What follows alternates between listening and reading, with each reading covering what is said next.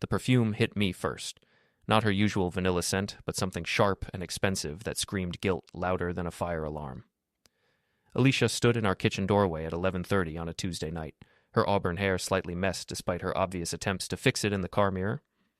"Working late again?" I asked, not looking up from my laptop where I'd been reviewing quarterly reports for the restaurant chain I managed. The numbers blurred together anyway. My mind had been elsewhere for weeks. She kicked off her heels with theatrical exhaustion. "You know how Dr. Patterson gets when we're behind on billing. Had to stay and catch up on insurance claims." I finally looked at her. Really looked. The lipstick was fresh, applied recently. Her blouse was wrinkled in specific places that suggested hands had been there. My wife of 15 years, mother of our 2 daughters, standing there weaving lies like she was knitting a sweater. "Funny thing," I said, closing the laptop with deliberate calm. I called the office around 9. Janitor said everyone left by 6. The color drained from her face, but she recovered quickly. Alicia always was good at thinking on her feet. "I went to grab dinner with Susie afterward. We talked about her marriage problems." "Do you love him?" The question hung in the air like smoke. She froze completely, one hand still on the counter, the other clutching her purse. "Who?" "Your ex-boyfriend from college, the one you've been texting." Now she went completely still. I'd been waiting weeks for this moment, watching her fumble with her phone, seeing her jump when notifications came through, noticing how she'd suddenly developed a passion for evening yoga classes that never seemed to make her more flexible. "Greg, what are you talking about?" The lie came so easily, so naturally, that I almost admired her technique. Almost. "Dominic Cruz, ring any bells? Factory worker, hits the gym religiously, drives that ridiculous lifted truck with the flame decals." Her purse slipped from her fingers and hit the floor. Lipstick, breath mints, and a receipt from Antonio's Italian, the restaurant where I'd seen her car parked last Thursday when she was supposedly at book club, scattered across our kitchen tiles. "I don't know what you think you know, but..." Before we dive deeper into this story, I have one small request. Please subscribe, drop a like, comment, and hit that hype button to boost this channel so more people can discover these incredible Reddit stories. I know you've been lying to my face for 3 months. I know about the secret phone, I know about the credit card statements you've been hiding, and I know about the little love nest you two have been planning. She straightened up, and I watched her shift tactics in real time. The guilt disappeared, replaced by that familiar defiance I'd seen during every argument we'd ever had. Maybe if you paid attention to your wife instead of those stupid restaurants, I wouldn't have to look elsewhere for companionship. There it was, the blame game. Classic Alicia. "Companionship?" I repeated. "Is that what we're calling it now?" "You're never here, Greg. When you are, you're buried in work or watching sports. When's the last time we went anywhere together? When's the last time you made me feel wanted?" I stood up slowly, my 6-foot frame casting a shadow across the kitchen island between us. 15 years of marriage, 2 kids, a mortgage, and shared dreams, and she was rewriting history to justify her betrayal. "So this is my fault." "I'm not saying that, but..." "You're absolutely saying that. You're standing in our kitchen, reeking of another man's cologne, telling me it's my fault you decided to cheat." Her eyes flashed with anger. "Good. Angry Alicia made mistakes. Angry Alicia revealed things she meant to keep hidden. It's not what you think. Then explain it to me. Explain the receipts. Explain the new clothes. Explain why you've been getting home after 11 3 nights a week for the past month." She opened her mouth, then closed it. I could see her calculating, trying to figure out exactly how much I knew and how much she could still deny. "We need counseling," she said finally. "We need to work on our marriage." I almost laughed. The sheer audacity of it was breathtaking. "We need counseling because you're having an affair?" "I'm not..." She stopped herself. "It's complicated. Complicated." I walked around the island, and she took a step back. "You know what's not complicated? Honesty, loyalty, basic human decency." "Don't you dare lecture me about decency when you've obviously been spying on me." "Spying?" Now I did laugh, short and bitter. "Sweetheart, you left your secret phone in the bathroom last week. It was buzzing on the counter when I went to brush my teeth. Can't wait to see you tonight, beautiful. Dom." Real subtle. The fight went out of her like air from a punctured tire. She sank into one of our kitchen chairs, the same ones we'd picked out together when we bought this house 8 years ago. "How long have you known?" "Long enough to do some research. Long enough to make some calls. Long enough to find out exactly who Dominic Cruz is and exactly what you two have been planning." She looked up at me with something that might have been fear. What do you mean? I smiled, but it wasn't a nice smile. I mean, your boyfriend isn't quite the catch you think he is. I mean, your little escape plan has some holes in it. And I mean, you've made a very big mistake underestimating me. I turned and headed toward the stairs, leaving her sitting there in the wreckage of her lies. Where are you going? To bed.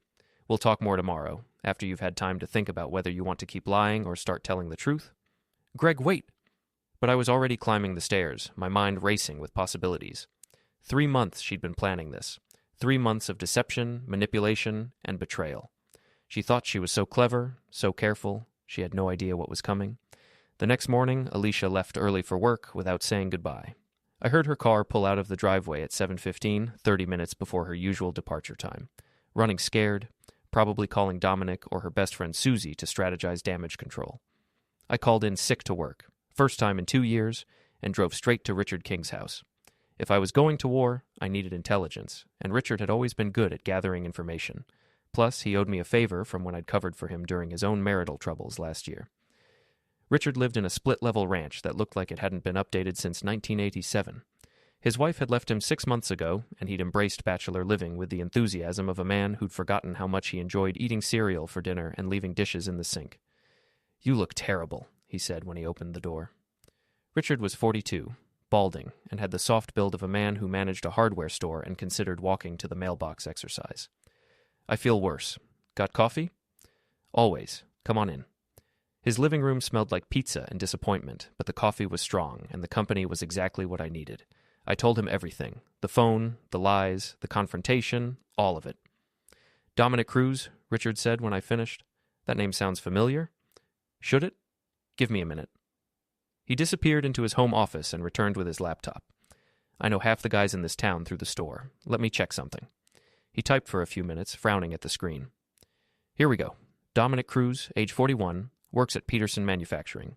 Lives on Maple Street in that blue house with the overgrown yard." "You know where he lives?" "I delivered a riding mower there 2 years ago. Guy was a real piece of work. Tried to haggle on the price after I'd already loaded it off the truck. Made me wait 20 minutes while he found his wallet." Richard kept typing, pulling up social media profiles and public records with the dedication of a private investigator. "Oh, this is interesting. He's not divorced, like he probably told Alicia. He's separated. Wife filed a restraining order 6 months ago for harassment and stalking." My coffee cup stopped halfway to my mouth. "Stalking?" "Says here he followed her to work, showed up at her sister's house uninvited, kept calling her workplace. Real winner your wife picked." I set down the cup and leaned back in Richard's worn recliner. This was better than I'd hoped. Much better. "What else can you find?" "Well, he's got a gambling problem. 3 different collection agencies have liens against him. His truck is 2 payments behind. And..." Richard squinted at the screen. "He got arrested for public intoxication at Murphy's Bar last month." Murphy's Bar. That's where Alicia said she was having dinner with Susie last week. "Want me to call my buddy Jake? He bartends there weekends." Within an hour, I had a complete picture of Dominic Cruz, and it wasn't pretty. Jake confirmed that Dominic was a regular who hit on every woman who walked through the door. He'd seen him with several different women over the past few months, including a redhead who matched Alicia's description. "Here's the thing," Jake had said over the phone. "This guy's got a reputation. He targets married women, tells them what they want to hear, then usually asks for money after a few weeks. Classic predator behavior." I thanked Jake and hung up, my mind spinning with possibilities. "So what's the plan?" Richard asked. "First, I need to know exactly what they're planning. Are they just having a fling, or is this more serious?" "How do you find that out?" I smiled. "We asked the neighbors." Mrs. Hennessy lived next door to us and had made surveillance her life's work since retiring from the post office. She knew everything that happened on our street, including which houses got packages, who came home late, and which marriages were in trouble. She was in her garden when I walked over, wearing a sun hat that looked like it had survived several decades and gardening gloves that had seen better years. "Hello, Greg. Home early today?" "Took a personal day. Beautiful flowers you have there." She beamed. Mrs. Hennessy loved talking about her garden almost as much as she loved talking about everyone else's business. "Thank you. The roses are doing particularly well this year. How's Alicia? I noticed she's been working late quite a bit recently." "Here we go. Actually, that's what I wanted to ask you about. She mentioned seeing someone in our driveway last week when she got home. Thought it might have been a delivery truck, but I didn't see anything on the security cameras." Mrs. Hennessy's eyes lit up like Christmas morning. Oh my, yes, I did see someone, a man in a large truck. He was there for quite a while, actually. A while? Well, he arrived around 8:30 and didn't leave until nearly 10. I only noticed because his truck was so loud, one of those big ones with the modified exhaust. Did you see him go inside? She hesitated, probably weighing neighborhood gossip protocol against direct involvement in marital drama. I'm not one to pry, but I did happen to notice they spent some time talking in the driveway before going inside. Alicia seemed to know him well. Bingo. I'm sure it was just a friend helping her with something. You know how she is about asking for help with heavy lifting. Mrs. Hennessy nodded, but her expression suggested she had her own theories about what kind of help Dominic had been providing. I spent another 10 minutes discussing her garden before heading back inside. Once there, I called Richard. Phase 1 is complete. Now we move to Phase 2. Which is? We go bowling. The Sunset Lanes bowling alley sat on the edge of town like a relic from a more optimistic era. The neon sign flickered intermittently, and the parking lot had more potholes than smooth pavement. But it was perfect for what I had in mind. According to Jake, Dominic and his buddies came here every Thursday night for league play. It was Tuesday, which gave me time to scout the location and plan my approach. The interior was exactly what I'd expected. Worn carpet, the smell of lane oil and stale beer, and the constant crash of pins mixed with classic rock from speakers that had probably been installed during the Reagan administration. "Help you, gentlemen?" asked the woman behind the counter. Her name tag read Dolores, and she looked like she'd been working there since the place opened. "We're thinking about joining a league," I said. "What nights do you have openings?" "Thursday nights have a few spots. Good group of guys, been playing together for years. You bowled before?" "Not in a while, but we're looking to get back into it." She handed us information sheets and a schedule. Perfect. Dominic's team was listed as the Spare Parts, and they bowled lanes 12 through 15 every Thursday at 7. "Mind if we watch this week? Get a feel for the competition?" Dolores laughed. "Honey, most of these guys couldn't hit the broadside of a barn if it was painted with pins. You'll fit right in." Thursday evening, Richard and I positioned ourselves at the snack bar with a clear view of lanes 12 through 15. Dominic arrived at 6:45, and I had to admit Alicia had good taste in physical specimens. He was tall, broad-shouldered, and moved with the easy confidence of a man who'd never been truly challenged.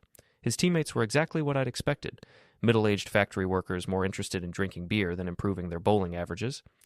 They greeted Dominic with the kind of crude jokes and backslapping that suggested he'd shared details about his romantic conquests. "That's him," I whispered to Richard. "The one with the tribal tattoo on his forearm?" "That's the one." We watched for 2 hours, learning Dominic's patterns, his personality, his weaknesses. He was loud, arrogant, and had a temper that flared when he missed easy shots. More importantly, he was careless with his phone, leaving it unattended on the table while he bowled. During the 7th frame, when Dominic was up and his teammates were focused on the lane, I made my move. "Going to the restroom," I told Richard. Instead, I walked casually past their table and glanced at Dominic's phone. The screen was still lit from a recent text, and what I saw made my pulse quicken. A message from Alicia. "Can't wait for Saturday. Told him I'm going to my sister's. Saturday. 2 days away." I memorized the timestamp and walked back to Richard. "We need to leave. Now." "What happened?" "I'll tell you in the car." Outside, I explained what I'd seen. Richard whistled low. "So they're meeting Saturday while you think she's visiting her sister." "Exactly. Which gives us the perfect opportunity for Phase 3. I'm almost afraid to ask." I smiled, but it wasn't a pleasant expression. "We're going to give Dominic a little preview of what happens when you mess with another man's wife." Friday morning, I called Alicia's sister Jennifer in Boston. "Greg, how are you? I haven't talked to you guys in months." "We're doing well. Listen, I wanted to coordinate with you about Alicia's visit tomorrow. She mentioned she might be getting in late, and I wanted to make sure you'd be around." Silence on the other end of the line. "Greg, I'm not expecting Alicia tomorrow. We don't have any plans." "Are you sure? She said she was driving up to spend the day with you." "No, definitely not. I'm actually going to be in New York this weekend visiting Mom. Is everything okay?" "I'm sure it's just a miscommunication. I'll check with her. Thanks, Jen." "Tell her to call me. We really should get together soon." I hung up and sat in my home office, staring at the wall where our wedding photo hung. 15 years ago, we'd promised to love and honor each other. She'd looked so beautiful that day, so sincere when she spoke her vows. Now she was planning to spend Saturday with another man while lying about visiting her sister. I picked up my phone and called Richard. "Time for Phase 3. Saturday morning arrived gray and drizzling. the kind of weather that matched my mood perfectly. Alicia bustled around the house with fake enthusiasm, packing an overnight bag for her fictitious trip to Boston. "I should be back by 8 tomorrow night," she said, not quite meeting my eyes. "Jennifer wants to try that new restaurant in Cambridge." "Sounds nice. Tell her I said hello." She paused at the kitchen door, and for a moment I thought she might confess everything. Instead, she forced a smile. "I will. Love you." The words felt like glass in the air between us. I watched her load her bag into the car and drive away, probably heading straight to Dominic's house on Maple Street. I waited 30 minutes, then called Richard. "She's gone. Time to move." We met at the hardware store Richard managed, where he'd prepared our supplies. Nothing illegal, nothing dangerous, just a few items that would make Dominic's day memorable. "You sure about this?" Richard asked as we loaded everything into his pickup truck. "He's sleeping with my wife and planning to run off with her, I'm sure." Dominic's house was exactly as Richard had described, a blue ranch with an overgrown yard and a driveway that needed repaving. His ridiculous truck sat in front of the garage, flame decals glinting in the weak sunlight. The beauty of Richard's plan was its simplicity. We parked 2 blocks away and walked back, looking like utility workers with our clipboards and reflective vests. No one pays attention to utility workers. The truck's tires were easy enough. We didn't slash them, nothing that dramatic. Just loosened the valve, stems enough to ensure a slow leak. By evening, all 4 tires would be flat, but it would look like natural wear rather than sabotage. The real genius was Richard's addition. While I worked on the tires, he stuffed raw shrimp into the truck's air vents and under the bumpers. In this heat, they'd start smelling within hours and would be nearly impossible to find and remove. "How long before he notices?" I asked as we walked back to Richard's truck. "The tires?" "Probably when he tries to leave tonight." "The shrimp?" "That'll take a day or 2, but when it hits..." Richard grinned. "Let's just say he'll be driving with the windows down for weeks." We drove to Murphy's bar to wait. Jake was working the afternoon shift and greeted us with knowing smiles. "Heard you guys might be stopping by. Drinks are on the house." I ordered a beer and settled into a booth with a clear view of the parking lot. If Dominic followed his usual pattern, he'd show up around 6 for dinner and drinks with whatever woman he was currently manipulating. At 6:15, Alicia's car pulled into the lot. My chest tightened as I watched my wife of 15 years get out of her car, check her appearance in the side mirror, and walk into the bar like she belonged there. She was wearing the blue dress I'd bought her for our anniversary last year. "There she is," Richard said quietly. Dominic arrived 10 minutes later, swaggering through the door like he owned the place. I watched through the window as he spotted Alicia at a corner table and made his way over with the confidence of a man who thought he was untouchable. They kissed, right there in public, where anyone could see them. Not a friendly peck, but a real kiss that left no doubt about the nature of their relationship. "You okay?" Richard asked. I realized I'd been gripping my beer bottle hard enough to turn my knuckles white.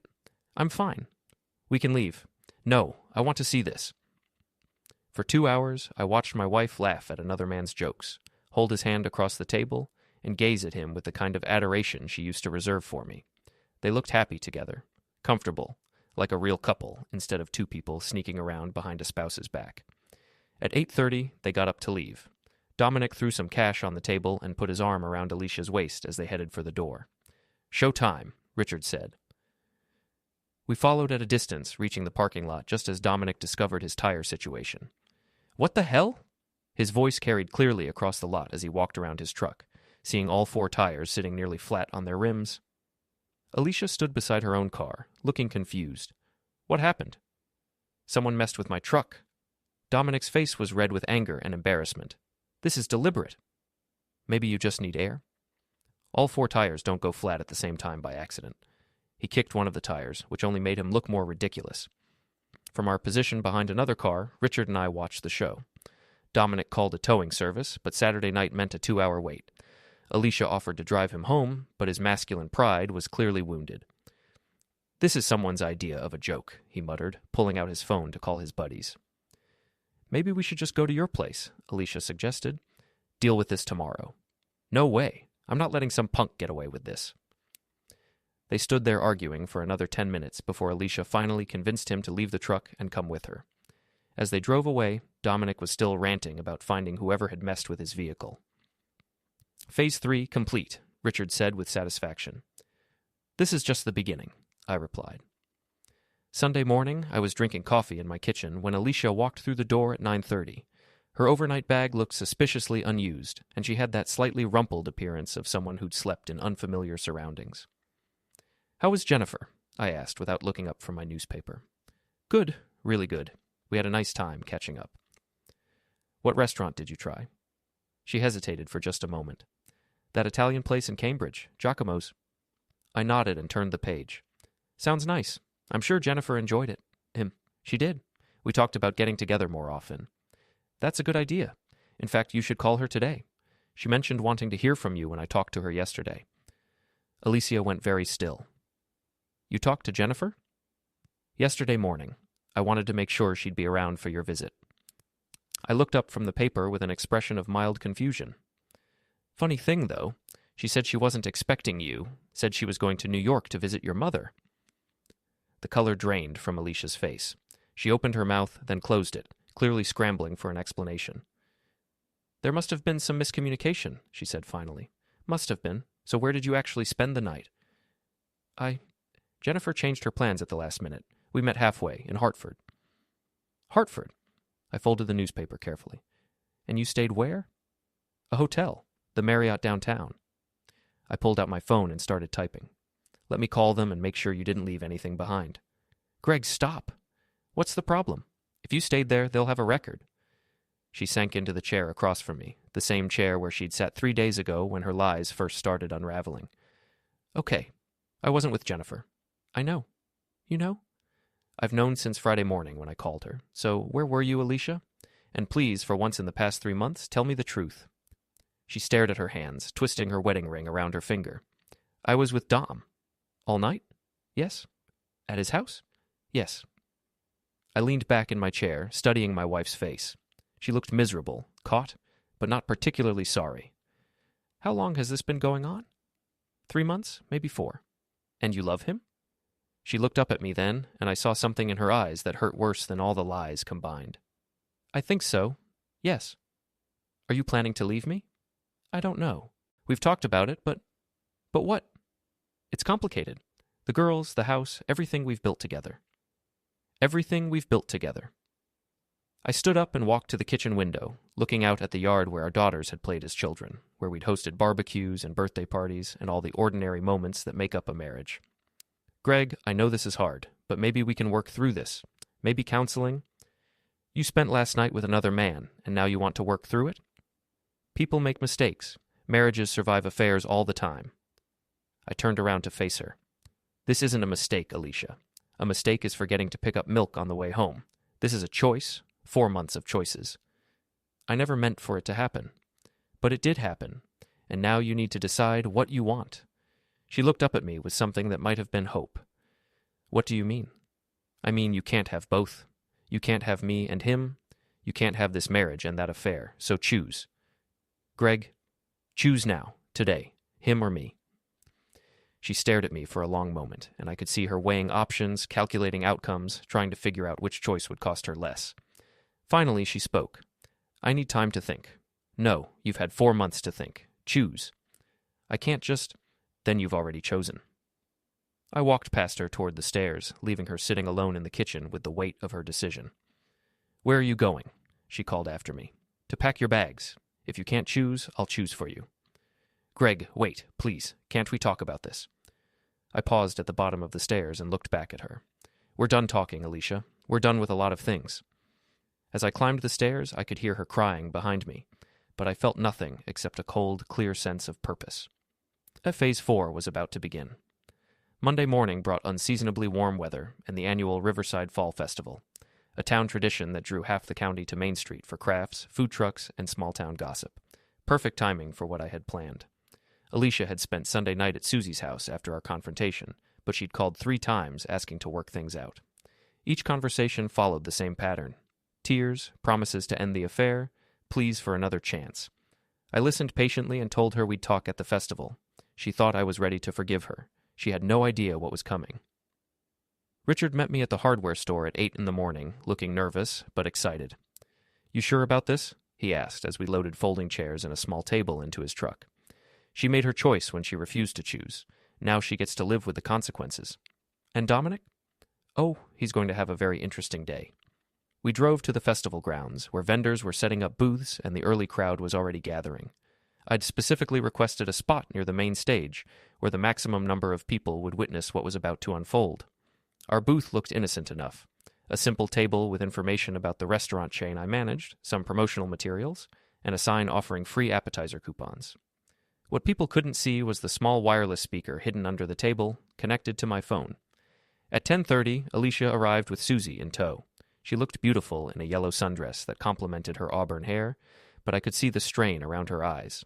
Susie, on the other hand, looked like she was ready for battle, protective best friend mode fully activated. "Greg," Alicia said as they approached the booth, "thank you for agreeing to meet. Of course, we need to clear the air." Susie stepped slightly forward, establishing herself as Alicia's champion. "I hope you're planning to be reasonable about this." "Reasonable," I repeated. "Interesting choice of words, Susie. Tell me, how long have you known about the affair?" She blinked, clearly not expecting the direct approach. "I don't know what you mean." "Sure you do. You're Alicia's best friend. You've been covering for her, providing alibis, probably even encouraging her. So how long?" Alicia grabbed Susie's arm. "It's okay. He knows everything." "Not everything," I said, "but I'm learning new things every day, like how Dominic's truck developed some problems Saturday night. Flat tires, strange smells. Really put a damper on your romantic evening, didn't it?" Alicia's eyes widened. How did I know you were at Murphy's bar instead of visiting your sister? Lucky guess." A small crowd was starting to gather, drawn by the obvious tension at our booth. "Perfect." "Greg, please," Alicia said, lowering her voice. "Can we do this somewhere private?" "Oh, private?" I gestured to the growing audience. "But Alicia, you've been so public about everything else. The dinners at Murphy's, the visits to Dominic's house, the lies to our neighbors. Why start being discreet now?" Susie stepped forward again. "You need to stop this. People are watching." "That's exactly the point, Susie. See, I've spent the past few days learning some interesting things about you, too." Her face went pale. "What do you mean?" I pulled out my phone and scrolled to a particular photo. "Remember 2 months ago when you told your husband you were visiting your sick aunt in Springfield?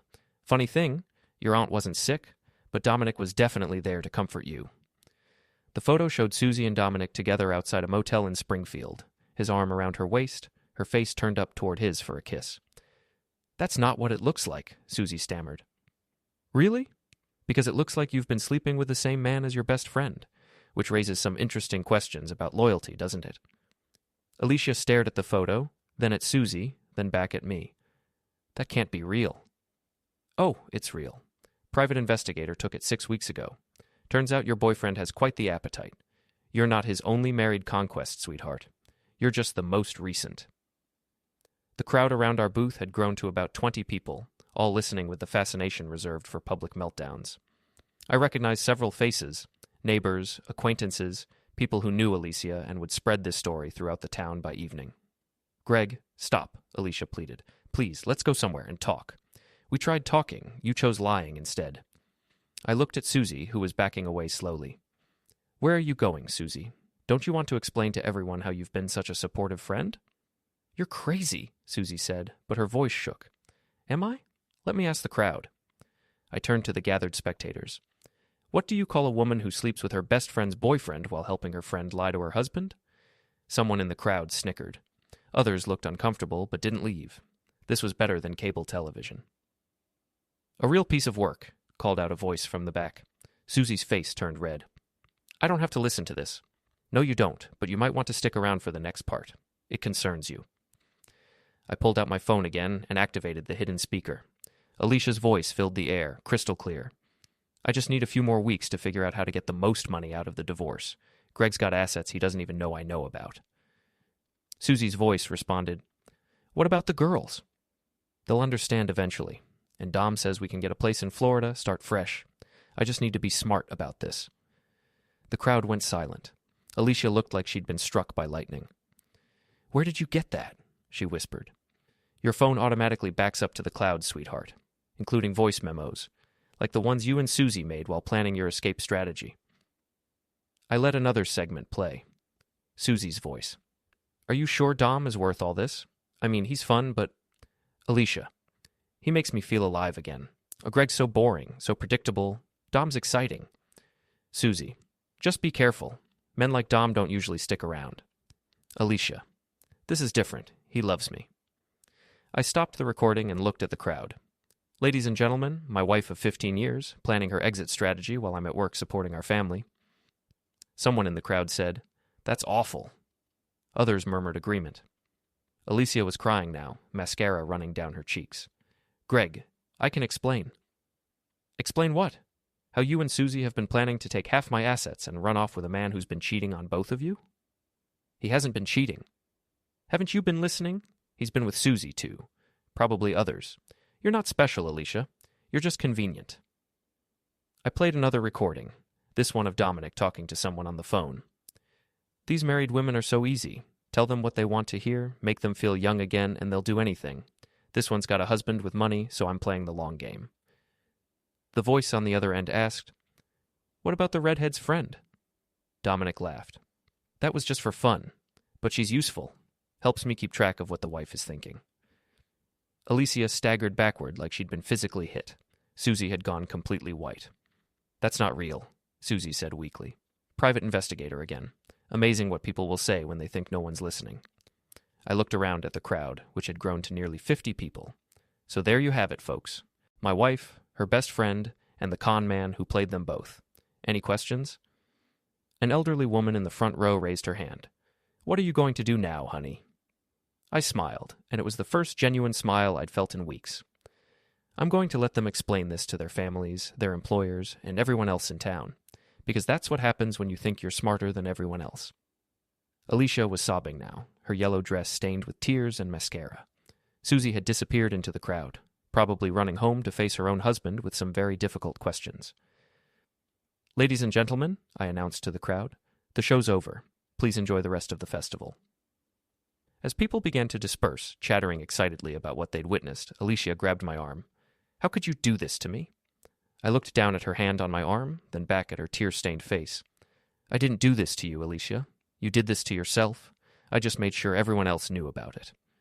She let go of my arm and stepped back. "You've ruined everything." "No," I said quietly. "You ruined everything. I just made sure you couldn't take me down with you." I began packing up the booth, ignoring her continued pleas and accusations.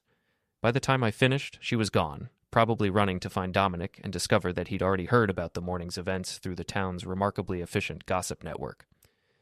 Richard appeared at my elbow, grinning like he'd just won the lottery. "That was beautiful, man. Absolutely beautiful." "We're not done yet," I said, loading the last of the promotional materials into his truck. "What's next?" I checked my watch. It was only noon, and I had plans for the afternoon. Next, we pay a visit to Dominic's workplace. I think his co-workers would be very interested to hear about his hobbies. As we drove away from the festival grounds, I could see clusters of people still talking animatedly about what they'd witnessed. By evening, the story would be all over town. By tomorrow, it would reach Alicia's workplace, her family, and everyone else in her social circle. She'd wanted excitement in her life. Now she had more excitement than she could handle. Peterson Manufacturing sat on the outskirts of town like a concrete monument to blue-collar ambition. The parking lot was full of pickup trucks and aging sedans, the vehicles of people who worked with their hands and took pride in honest labor. I'd called ahead and spoken with the plant manager, Tom Peterson, introducing myself as a local business owner interested in discussing a potential partnership. It wasn't entirely a lie. My restaurant chain did source some equipment locally, and Tom was eager to explore new business relationships. "Mr. Marston, good to meet you," Tom said as he greeted Richard and me in the lobby. He was a thick-set man in his 50s with calloused hands and the direct manner of someone who'd worked his way up from the factory floor. "Thanks for taking the time to see us, Tom. I appreciate it." "Always happy to talk business with local folks. Let me show you around the facility." As we toured the plant, I asked casual questions about the workforce, the company culture, the kind of people Tom liked to hire. He was clearly proud of his operation and his employees. "We run a tight ship here," he explained as we walked past rows of machinery. "Good people, hard workers, family men mostly. I don't tolerate troublemakers or anyone who brings drama to the workplace. That's smart business. Bad employees can poison a whole company." "Exactly. Had to let a guy go last month for harassment. Can't have that kind of behavior affecting morale." We passed through the main production floor, where about 30 workers were busy at various stations. I spotted Dominic immediately. He was hard to miss, standing head and shoulders above most of his coworkers, operating some kind of metal-cutting equipment. That's quite an operation you have here, I said to Tom. Mind if I ask about your hiring practices? We've been having trouble finding reliable people for our restaurants. Background checks, references, the usual. But honestly, the best indicator is how they handle themselves in the interview. I can usually tell if someone's going to be a problem. What kind of problems do you typically see? Tom paused near a break area where several workers were gathered around a coffee machine. Drinking, mostly. Guys who can't leave their personal lives at home. Workers who think the rules don't apply to them. I nodded thoughtfully. We've had issues with employees who prey on customers, especially married women. Really damages the restaurant's reputation. That's the worst kind, Tom agreed. Gives everyone else a bad name. One of the workers near the coffee machine looked up at the mention of married women. He was a lean man with graying hair and suspicious eyes. You talking about Dom? He asked Tom. Tom frowned. We're having a business discussion here, Mike. Sorry, boss. Just thought you should know. Dom's been bragging about some married woman he's been seeing. Says she's going to leave her husband and they're going to run off together. I felt Richard tense beside me, but I kept my expression neutral. Mike, that's enough, Tom said firmly. No, wait, I said. This is exactly the kind of thing I was talking about. What else has this Dom character been saying? Mike glanced at Tom, who nodded reluctantly. Well, he's been showing pictures of her to anyone who'll look. Real pretty redhead. Says her husband's some kind of restaurant manager with money, and she's going to take him for half of everything. Pictures? Tom's expression darkened. Yeah, boss. Some of them are, well, let's just say they're not the kind you show to your mother. I pulled out my phone and scrolled to a photo of Alicia from our last anniversary dinner. This wouldn't happen to be the woman, would it? Mike's eyes widened. That's her. How did you... He stopped, looking between me and the photo.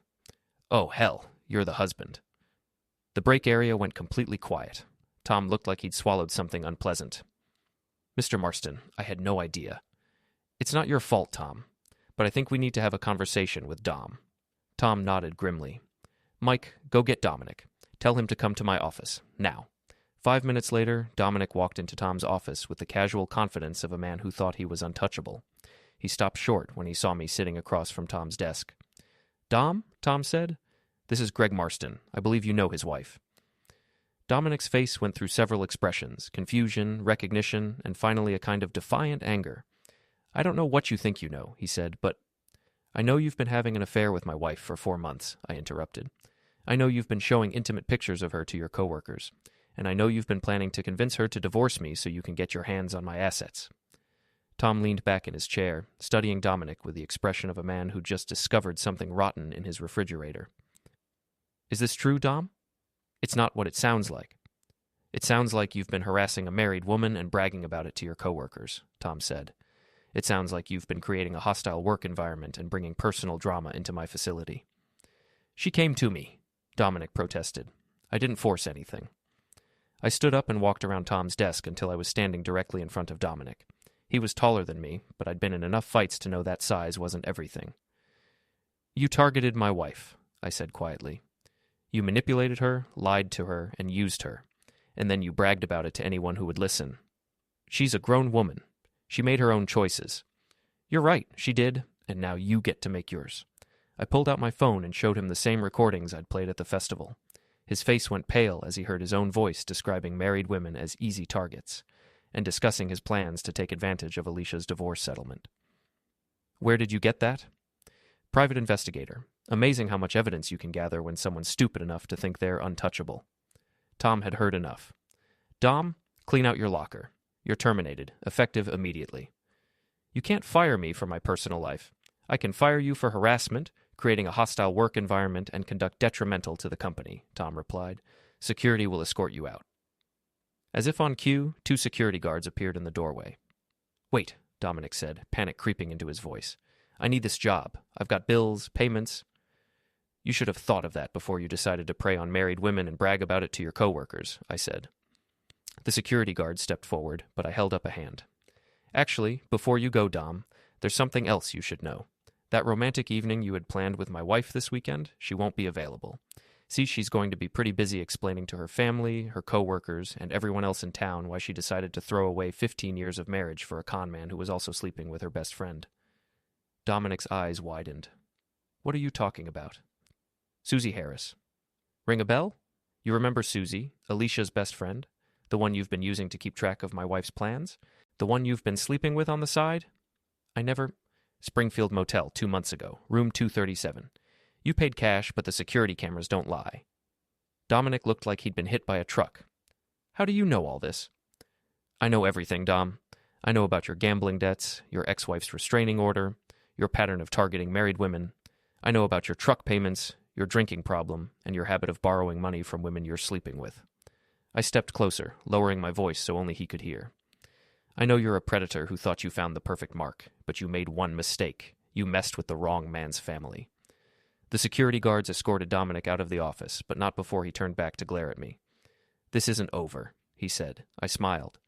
Yes, it is. You just don't know it yet. After Dominic was gone, Tom shook his head in disgust. I'm sorry you had to deal with this, Greg. If I'd known what kind of man he was... You couldn't have known. Guys like Dom are good at hiding their true nature. But now that it's out in the open, he won't be able to pull this scam on anyone else. Tom walked us to the parking lot, where we could see Dominic loading his personal items into a coworker's car. His truck was still in the shop, apparently. The shrimp smell had made it undrivable. What happens now? Richard asked as we got into his truck. Now we go home and wait for the phone calls to start. Phone calls? Tom's going to tell his wife about what happened today. She's going to tell her friends. By tonight, half the town will know that Dominic Cruz got fired for harassment and bragging about his affair with a married woman. Richard grinned. And the other half? They already heard about it at the festival this morning. By tomorrow, there won't be a person in town who doesn't know exactly what kind of man Dominic is and exactly what kind of woman my wife turned out to be. As we drove away from the plant, I felt a deep sense of satisfaction. Dominic's public humiliation was complete, his job was gone, and his reputation was in ruins. But more importantly, everyone in town now knew the truth about what had been happening behind closed doors. Alicia had wanted excitement. She'd wanted to feel alive again. She'd wanted to escape her boring, predictable life with her boring, predictable husband. Well, her life wasn't boring anymore. It was about to become very interesting indeed. By Tuesday morning, my phone had rung 17 times. Alicia's sister Jennifer called from Boston, confused and concerned about rumors she'd heard from mutual friends. My mother-in-law called from Florida, demanding to know if it was true that Alicia was running around with some factory worker. Even my boss called, having heard the story through his wife, who'd been at the festival.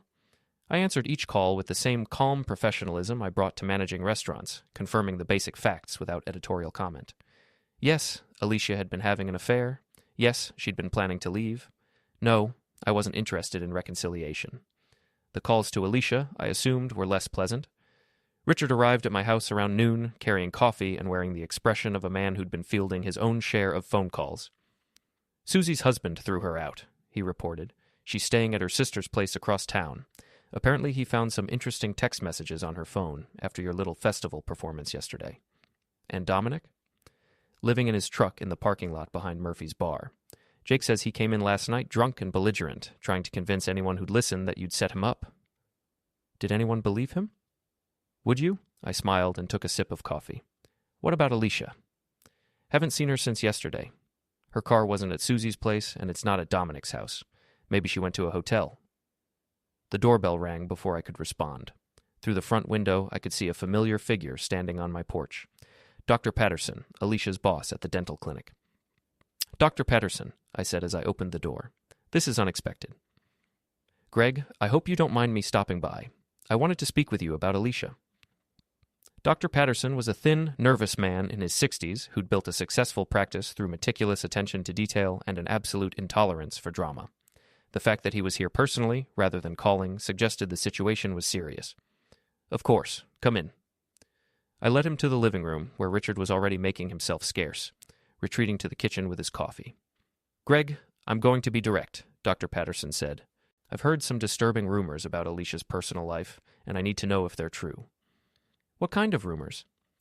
That she's been having an affair with a factory worker, that she's been lying to you and planning to leave, that there was some kind of public confrontation at the festival yesterday. I studied his face, seeing genuine concern mixed with professional anxiety. A dental practice depended on trust and reputation. Having an employee embroiled in a public scandal could damage the business. The rumors are true, I said simply. Dr. Patterson closed his eyes and rubbed his temples. This is very bad, Greg. Very bad for everyone involved. I imagine it is. Alicia didn't come to work today. She called in sick, but given what I've heard...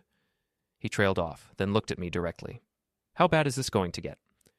That depends on what Alicia does next. What do you mean? I leaned back in my chair, considering how much to tell him. Dr. Patterson was a decent man who'd been caught in the crossfire of my wife's poor choices. He deserved honesty. Alicia has been living a double life for months, I said. She's been lying to me, to you, to our friends and neighbors. Yesterday those lies caught up with her in a very public way. The festival. Among other things. She's also lost her support network.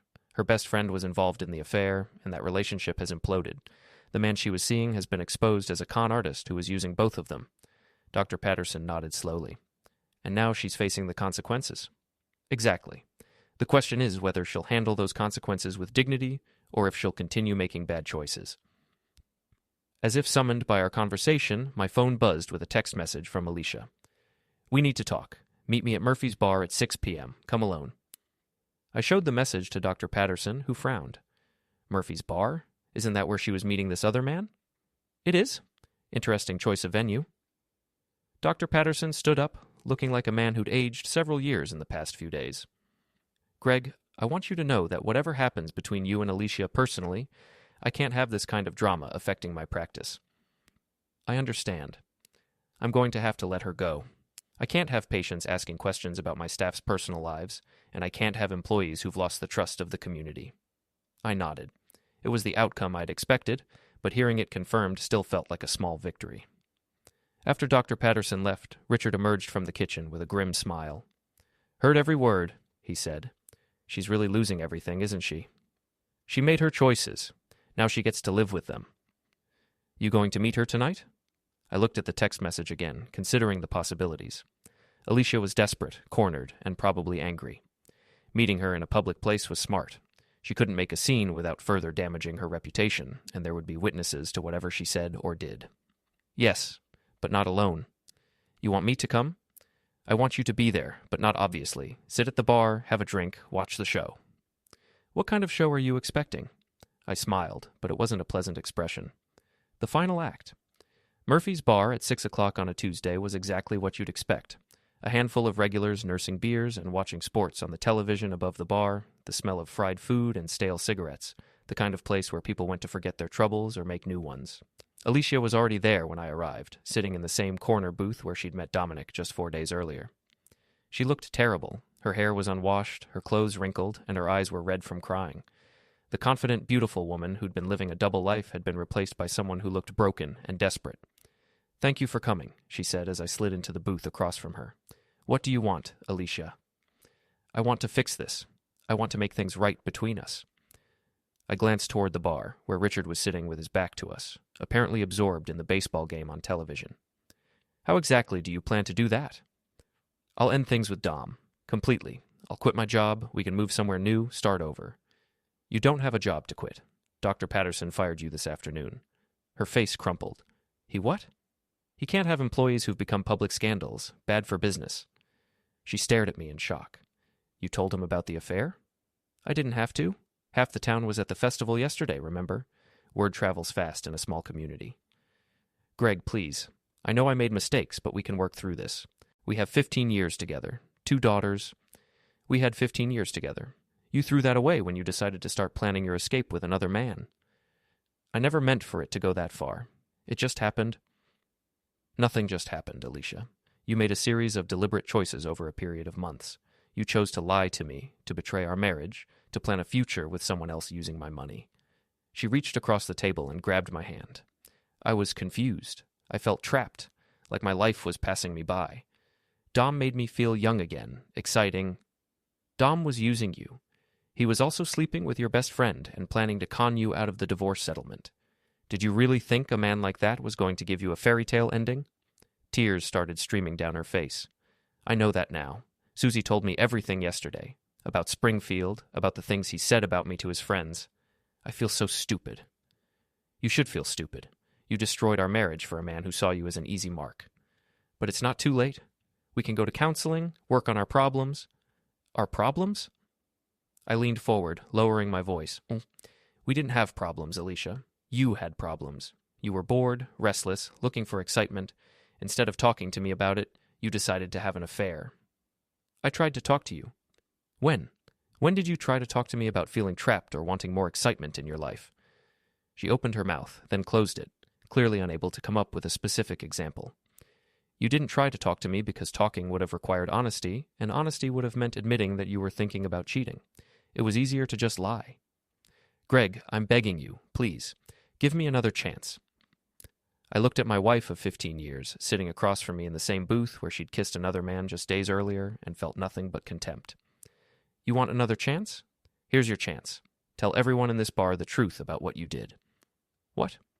Stand up, get their attention, and tell everyone here exactly what you did to our marriage and why. Her face went white. I can't do that. Why not? If you're truly sorry, if you really want to make things right, then own your mistakes publicly. Show everyone that you understand the gravity of what you did. That's not fair. Fair? I laughed, short and bitter. You think fairness is relevant here? Was it fair when you lied to me for months? Was it fair when you planned to take half my assets and run off with a con man? Was it fair when you humiliated me in front of the entire town? She was sobbing now, her face buried in her hands. I can't do that. Then you're not really sorry. You're just sorry you got caught. I stood up to leave, but she grabbed my arm. Wait, please. What do you want from me? What will it take for you to forgive me? I looked down at her hand on my arm, then back at her tear-stained face. Nothing, Alicia. There's nothing you can do. You made your choice when you decided to cheat. You made it again when you decided to lie about it. And you made it a third time when you chose to plan a future with someone else instead of working on our marriage. So that's it? 15 years, and you're just going to throw it all away. I'm not throwing anything away. You already did that. I gently removed her hand from my arm and stepped back from the table. The divorce papers will be filed tomorrow. You can contest them if you want, but the evidence is pretty overwhelming. The recordings, the photos, the witnesses, it's all going to come out in court. You recorded me? Your phone backed up to the cloud, remember? Including those voice memos you made with Susie about how to maximize your divorce settlement. She stared at me in horror. You've been planning this, all of it. The festival, the recordings, everything. I've been reacting to your choices, Alicia. Every step of the way you had the opportunity to tell the truth, to end the affair, to try to save our marriage. Instead, you chose to lie, to cheat, and to plan your exit strategy. I turned to walk away, then paused and looked back at her. You wanted excitement in your life? You wanted to feel alive again? Congratulations. Your life is about to become very exciting indeed. As I walked toward the door, I could hear her crying behind me. Other patrons in the bar were starting to stare, probably recognizing her from the festival or from the stories that had been circulating around town. Richard fell into step beside me as we left the bar. That was brutal, he said quietly. She had it coming. What happens now? I looked back at Murphy's bar, where Alicia was still sitting alone in the corner booth, crying into her hands while strangers watched and whispered. Now she gets to live with the consequences of her choices. No job, no friends, no husband, no future with her boyfriend. Just the life she created for herself. And you? I get to start over. Clean slate, no lies, no betrayal. Just the truth. Finally out in the open where everyone can see it. As we drove away, I felt a deep sense of satisfaction. The reckoning was complete. Alicia had lost everything. Her marriage, her job, her reputation, her support network, and her fantasy future with Dominic. She was exactly where she deserved to be. Alone with the consequences of her choices. The woman who'd thought she could have it all had ended up with nothing. And for the first time in months, that felt like justice.